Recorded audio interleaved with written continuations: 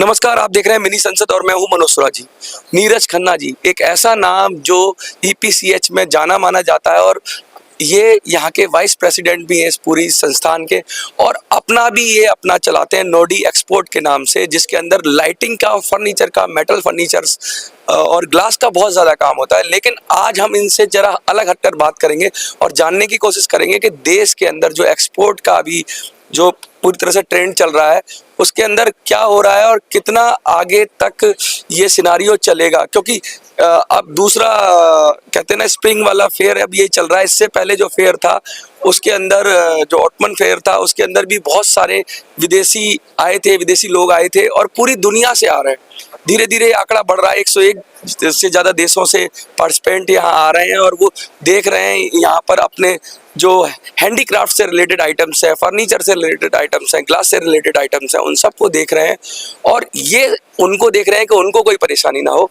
तो नीरज जी, पहला तो सवाल आपसे कि एज ए वाइस प्रेसिडेंट क्या क्या जिम्मेदारियां होती हैं, जो क्योंकि बाहर से बहुत लोग आते हैं और उनको वर्ल्ड क्लास फैसिलिटीज़ देना ये सब आप लोगों की और आपकी टीम की जिम्मेवारी होती है, तो क्या क्या चीज़ें करनी पड़ती हैं? देखिए, फेयर को हमें इस तरह से प्रेजेंट करना पड़ता है कि क्योंकि हमारे जो कॉम्पिटिटर्स हैं वो चाइना में अपना फेयर लगा रहे हैं, पेरिस में अलग फेयर लगता है, अमेरिका में 10 तरीके के अलग फेयर लगते हैं। तो अब हम इन सब कंट्रीज़ के बीच में जितने लगने वाले फेयर हैं उसमें अपने आप को कैसे अच्छा साबित करें, हमारे लिए ये एक बहुत चुनौती होती है। लेकिन क्योंकि हिंदुस्तान के लोगों को चुनौती लेने का एक आदत बनी हुई है, हम बगैर चुनौती के कोई काम नहीं करते। तो ये फेयर भी हम लोगों के लिए, हमारी कंट्री के लिए एक चुनौती का विषय है और उस चुनौती को देखते हुए हम लोग इस फेयर को वर्ल्ड के टॉप 5 फेयर्स में लेके आ गए हैं।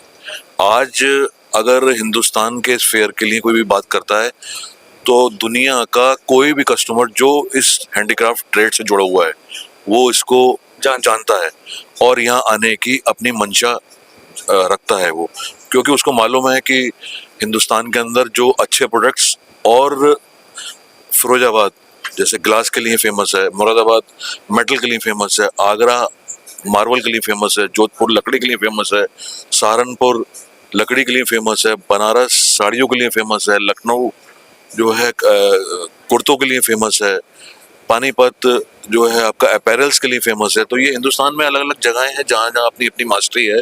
अलीगढ़ है जहाँ मूर्तियाँ बनती हैं और आपका हार्डवेयर के लिए फेमस है। इस तरीके के अलग अलग जितने भी हमारी स्टेट्स हैं और सिटीज़ हैं उनके अंदर जो महारत हासिल कर रखी है लोगों ने, वो आकर के हम एक जगह पे लेके आते हैं और जिससे बायर को अलग अलग जगह जा करके नहीं जाना पड़े, सारी चीज एक प्लेटफॉर्म के अंदर एक छत के नीचे उसको मिल जाए। नीरज जी, एक चीज मैं अपडेट करूंगा आपको। आपने कहा कि दुनिया के 5 बेहतरीन जो फेयर्स हैं उसमें शुमार करता है, लेकिन कल एक यूएसए के एक नागरिक मिले थे, शायद आपको अच्छा लगे सुनकर। उन्होंने कहा कि दुनिया के 3 बेहतरीन फेयर्स में ये वाला फेयर्स है और 12 साल से लगातार वो आ रहे थे। हमने उनका वीडियो किया तो उन्होंने कहा कि भाई नहीं, और चाइना और इंडिया के अंदर, क्योंकि चाइना तो मशीनों का बहुत ज़्यादा इस्तेमाल करता है, तो क्या हम उनसे क्या अलग है हमारे पास, क्योंकि हम कैसे उनको बीट कर सकते हैं? देखिए, चाइना का जो प्रोडक्ट है वो उसकी क्वालिटी और उसकी लाइफ कुछ नहीं है। अगर उसको आप खरीदते हैं या हम लोग भी खरीदते हैं या कोई और कस्टमर खरीदता है, तो उसकी एक ड्यूरेबिलिटी जो हम सबसे पहले देखते हैं कि ड्यूरेबिलिटी कितनी है, कितना हम इसको जो है कितने टाइम तक अपने घर पे हम रख सकते हैं, या कहीं गिरेगा तो ये टूटेगा तो नहीं, या जो है कुछ इस तरह का तो नहीं होगा कि इसकी फिनिश खराब हो जाएगी। हमारे हिंदुस्तान के प्रोडक्ट में हैंडीक्राफ्ट प्लस मशीनरी 60% हम हैंडीक्राफ्ट को ध्यान में रखते हैं, 40% अपने प्रोडक्ट के अंदर हम लेके आते हैं मशीन, जिससे जो है दोनों चीज़ों का मिश्रण होकर के फिर वो प्रोडक्ट बन के आए। और अधिकतर काफ़ी प्रोडक्ट ऐसे भी हैं जिसमें प्योरली 100% हैंडीक्राफ्ट होता है। जैसे अगर हम कोई फूल पत्ती का आइटम बनाते हैं, क्रिसमस का कोई आइटम बनता है जिसमें फूल पत्ती लगती हैं, हैलोवीन का आइटम बनता है, या और हैंडीक्राफ्ट से प्योर हैंडीक्राफ्ट वाले आइटम है। काफ़ी सारे आइटम हैं जिसमें हम लोग अपनी पूरी कारीगरी, हमारे आर्टिजन्स जो है वो प्योर हैंडीक्राफ्ट से काम करते हैं। जैसे ऊंचाई का काम बोलते हैं जिसको, जो हाथ से कला होती है, वो आज की तारीख में हिंदुस्तान के अलावा किसी के पास नहीं है। चाहे आप इंडोनेशिया ले लें, चाहे आप चाइना ले लें, किसी भी कंट्री को ले लें, उसके लिए हिंदुस्तान आना ही पड़ेगा ग्राहक को जो है माल खरीदने के लिए। इस तरह का पर्सनल टच की बहुत बात होती है कि भाई क्लाइंट की जो रिक्वायरमेंट होती है कस्टमाइजेशन की, तो यहाँ पर ऐसा माना जाता है भारत के अंदर कि आप you want it we have it, कि आपके पास आता है तो किस तरह का आता है, क्या नीड कस्टमाइज होती है या फिर कुछ रेडीमेड प्रोडक्ट्स की भी बात होती है? नहीं, देखिए शुरुआत हमारी इस तरह से होती है कि बायर क्योंकि सीजन्स जो है चेंज होते रहते हैं, हर 3 महीने में सीजन चेंज, कभी स्प्रिंग है, कभी ऑटम है, कभी क्रिसमस है, कभी हॉलीडे है, इस तरह के सीजन्स होते हैं वहाँ 4। उन 4 सीजन्स के अलग अलग मूड बोर्ड्स आते हैं। और मूड बोर्ड्स का मतलब होता है ट्रेंड्स आते हैं।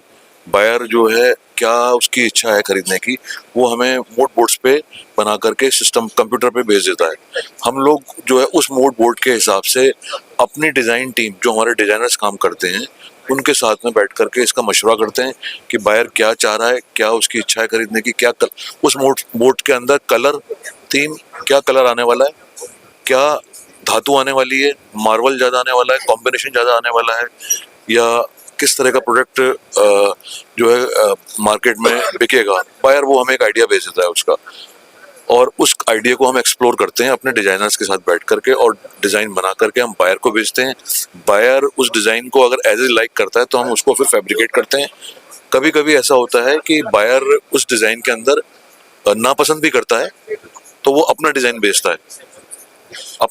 है और उस डिज़ाइन के हिसाब से फिर हम अपने उस प्रोडक्ट को डेवलप करते हैं। अच्छा, एक चीज और, पिछले जो 10 साल थे और ये जो 10 साल हैं, मोदी जी के 10 साल, इसमें क्या आपको चेंज लगता है? क्योंकि आप एक बड़ी ओहदे पर या पद पर हैं जो लगातार इस चीज को देख रहे हैं, तो क्या परिवर्तन लगता है, क्या अच्छा है, क्या बेटर हुआ है, वो कुछ बताइए। देखिए, अगर आप अपनी कंट्री के बारे में बात करें हम, तो हम 10 साल पहले अगर किसी कस्टमर से जाके मिलते थे तो उसका जो चेहरा होता था, या हम उसके हाव भाव से जो हमें लगता था कि ये हमसे मिलने में बहुत ज़्यादा इंटरेस्टेड नहीं है, और ऐसा लग रहा है कि बस हम आए इतनी दूर से चल करके, तो वो बस हेलो हाय, जो एक तो होता है हाथ मिलाना, एक होता है दिल मिलाना। वो गर्मजोशी नहीं थी। वो दिल मिलाने वाली बात जो अब शुरू हुई है। अच्छा। हाथ मिलाने के साथ साथ हाथ भी मिल रहा है और दिल भी मिल रहा है। बहुत बड़ी बात कह रहे हैं आप, तो मतलब दुनिया के मूड में चेंज हुआ है, मतलब दुनिया को भारत का देखने का नजरिया बदल गया इन 10 सालों में। बहुत जबरदस्त ड्रास्टिक चेंज आया है, क्योंकि हम लोग तो हर महीने कहीं ना कहीं बाहर डिफरेंट कंट्रीज में अपने काम के सिलसिले में व काउंसिल के काम के सिलसिले में ट्रैवल करते हैं, फेयर अटेंड करते हैं, 10 तरीके के लोगों से मिलते हैं। तो जो एक हम लोगों ने जो हमारा मान सम्मान जो हमारा बढ़ा है, इसमें कोई दोराय नहीं है। हमें कहने में भी कोई इसमें अफसोस नहीं होना चाहिए कि हमारे देश के जो माननीय प्रधानमंत्री श्री नरेंद्र कुमार मोदी जी का जो विज़न है, और जो वो 10 साल 20 साल पहले का विज़न और एक उनका काम करने का जो तरीका है, वो तरीका हम सब लोगों के लिए बहुत इंस्पायरिंग है। हम लोग जो है उनसे बहुत इंस्पायर होते हैं, और जो शख्स दिन में जो है रात में सिर्फ 4 घंटे सोता हो और पूरे दिन जो है देश के लिए काम करता हो, ये अपने आप में एक बहुत बड़ी बात है।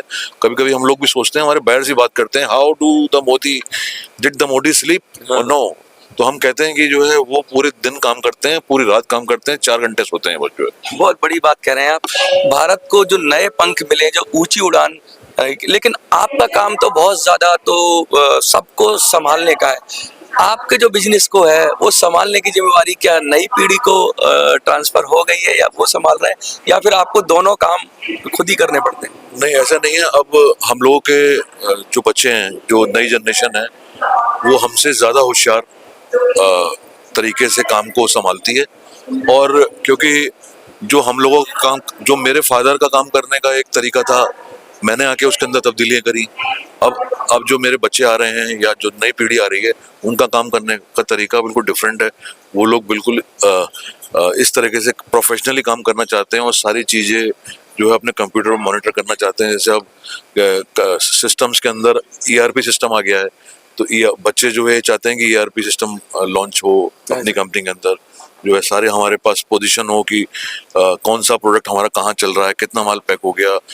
उस ERP से हम लोग जो बच्चे अलग अलग डिपार्टमेंट कनेक्ट रहते हैं। और प्लस जो है अब टाइम आप हम लोग जो है अपने कस्टमर को भी ERP में कनेक्ट कर देते हैं। अच्छा, हाँ, अपने कस्टमर के साथ ना बिल्कुल ट्रांसपेरेंसी बरतते हुए आप भी, हमने कहा कि आप जो सारी चीजें प्रोसेस देख सकते हो, आपका माल कहाँ चल रहा है, क्या कहाँ पर है, कब निकल रहा है।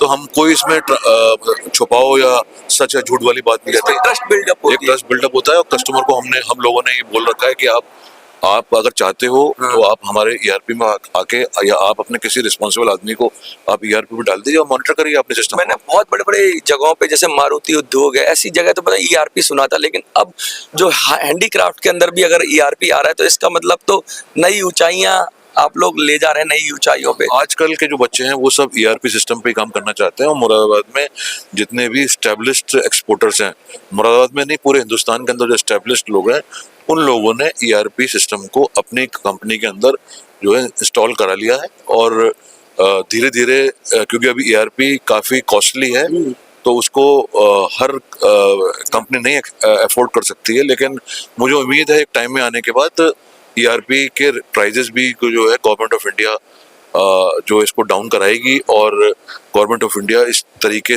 के सिस्टम को हर इंडस्ट्री के अंदर लगाने के लिए जो है बाध्य करेगी। क्योंकि इस सिस्टम को लगाने के लिए शुरू में जो दिक्कतें आती हैं, लेकिन बाद में जो लॉन्ग टर्म जो इसमें बेनिफिट्स हैं वो बहुत बड़े हैं। अच्छा, एक चीज और, इस वाले फेयर की USP क्या है? आपकी अगर स्टॉल की बात करें तो इसमें क्या कुछ नया बदलाव है और क्या थीम के जरिए आप संदेश दे रहे हैं? देखिए, अगर आप मेरे इंडिविजुअल बूथ की बात करेंगे तो आपको यहाँ ऐसा लगेगा जैसे बहुत ही रिलैक्सिंग फील्ड है ये सारी। जो कलर्स हमने दिए हैं वो बिल्कुल आंखों को चुभने वाले कलर्स नहीं है। चाहे वो हमारा स्टॉल के कलर्स हों, चाहे वो हमारे प्रोडक्ट के कलर्स हों, बहुत ही सॉफ्ट कलर्स हैं सारे, जो एकदम अपीलिंग है। उसमें बायर जो है उसको अंदर आने की चाह होती है, और फिर अंदर आकर के बायर फिर प्रोडक्ट को खरीदने की चाह रखता है। तो बहुत सॉफ्ट कलर्स का इस समय ये टाइम है जो बायर्स को काफ़ी जो है पसंद आ रहा है। अच्छा, कुछ संदेश देना चाहेंगे जो लगातार आपको देखते रहते हैं, पहले भी आप कई बार हमारे चैनल पे आए, उनको कुछ कहना चाहेंगे जो इस फील्ड से जुड़ना चाहते हैं या कुछ इसमें किसी भी तरीके से? मैं जो है हिंदुस्तान के जितने भी युवा हैं जो अभी इस ट्रेड के अंदर नहीं है, हैंडीक्राफ्ट के ट्रेड के अंदर, वो लोग को अगर जो है इस चैनल को वो सुनते हैं तो मैं उनसे ये अपील करूंगा कि वो लोग जो है हमारे ट्रेड शो को देखने आए पहले, और आइडिया ले आकर के घूमें, पूरे ट्रिप के साथ आए। और जो है आप लोग जो भी युवा है उसका एक दिमाग जो है खुलेगा यहाँ करके कि हिंदुस्तान में क्या क्या चीज़ें होती हैं और क्या क्या चीज़ें हम बेचते हैं। उससे उनको वो इंस्पायर्ड होंगे तो फिर वो इस इंडस्ट्री के अंदर आएंगे तो जो है विदेशी मुद्रा जो हम लोग लेकर के आते हैं, जिससे पूरी देश की इकोनॉमी चलती है, ये एक बहुत बड़ा प्लेटफॉर्म है। और जिस तरीके से हमारे देश के सैनिक अपनी बॉर्डर्स पे रक्षा करते हैं, इस तरह से मैं मानता हूं कि हम भी जो है अपने काम के सैनिक हैं, और जो है हिंदुस्तान के लिए हम काम करते हैं। हमारा निजी काम तो है, साथ साथ जो है हिंदुस्तान की जो विदेशी मुद्रा जो लेके आते हैं, ये अपने आप में एक बहुत बड़ा काम है। साफ साफ कह रहे हैं नीरज जी कि अपना कंट्रीब्यूशन देश के लिए जो दे सकते हैं, सैनिक बॉर्डर पे रक्षा करके देता है तो आर्थिक स्थिति मजबूत करके देता है एक व्यापारी, और वो भी जब एक्सपोर्ट करते हैं तो एक्सपोर्ट करने का मतलब देश की जो हालात है बहुत मजबूत हो जाती है, क्योंकि जो विदेशी मुद्रा का भंडार अगर आपके देश में अच्छा होगा तो कभी भी आपकी इकोनॉमी डाउन नहीं होगी और आपको बड़ी मजबूती मिलेगी। जो देश के अंदर जो योजनाएं हैं जो गरीबों के कल्याण के लिए या पूरे देश के कल्याण के लिए होती हैं वो सुचारू रूप से चलती रहेंगी। और आप भी अगर जुड़ना चाहते हैं तो इतने बड़े पद पर बैठे हुए वाइस प्रेसिडेंट आपको सीधा सीधा इनवाइट कर रहे हैं कि आइए फेयर देखिए और देखकर अपनी राय बनाइए कि और भी चीज़ें हैं दुनिया के अंदर जो आपको ऊंचाइयों तक ले जा सकती हैं। हिंदुस्तान को जो पंख लगे हैं, जो हिंदुस्तान की जो ऊंची उड़ान है, उसमें आप भी सहभागिता कीजिए, आप भी भागीदारी कीजिए और आइए साथ चलें, देखते रहिए मिनी संसद।